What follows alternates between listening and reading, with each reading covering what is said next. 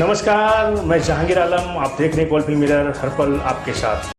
Last আমাদের যে কমিটির মিটিং হয় সেটা কীভাবে প্রস্তুতি হয়েছে কী হবে সেটা আজকে আরও আরেকবার আমরা রিভিউ করলাম।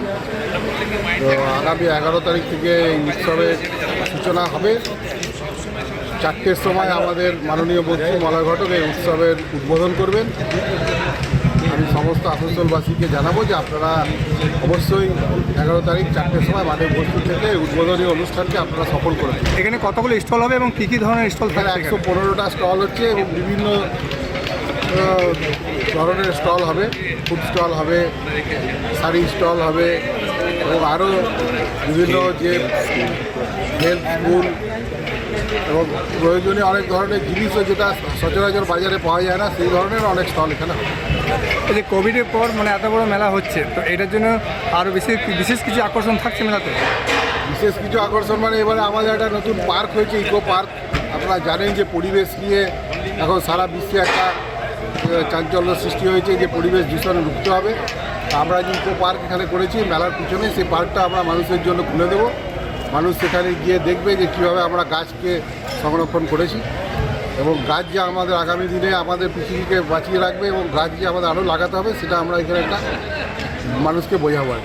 কত তারিখ থেকে কত তারিখ পর্যন্ত এটা মেলাটা চলবে? 11 থেকে 20 তারিখ পর্যন্ত মেলাটা চলবে। মোটামুটি দু ধরনের অনুষ্ঠান হবে। একটা প্রথম দিকে থাকবে বিভিন্ন আলোচনা সভা, তার মধ্যে ঋতব্রত বন্দ্যোপাধ্যায় আসছেন, আরও অন্যান্য বিশিষ্টজনেরা, একজন বীরেন শিল্পপতি বীরেন মুখার্জিকে নিয়ে।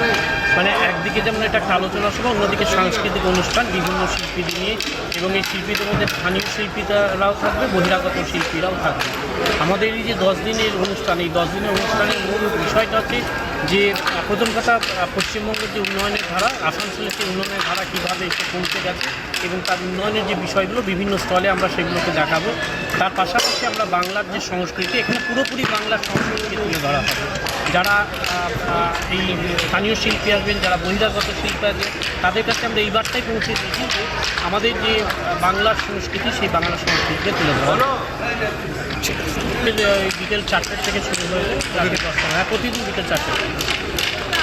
আপনার করছে এছাড়াও আমাদের পোশাক প্রতিযোগিতা আছে বাচ্চাদের, অর্থাৎ সমস্ত বিষয়টাকে আমরা এখন অন্তর্ভুক্ত করছি। আস্তে আস্তে ব্যাপ্তি পাচ্ছি। আমরা এই মেলা উপলক্ষে একটা ম্যাগাজিন পাবলিশ করি, যেখানে আসানসোলের লোকেরা লেখালেখি বা যারা সাহিত্যিক শিল্পী তারা আসানসোলের অজানা বিষয়কে তুলে ধরেন। এটা একটা খুব দুষ্প্রাপ্য একটা বলতে পারেন একটা দলিল হয়ে যাচ্ছে আসানসোলের। এটা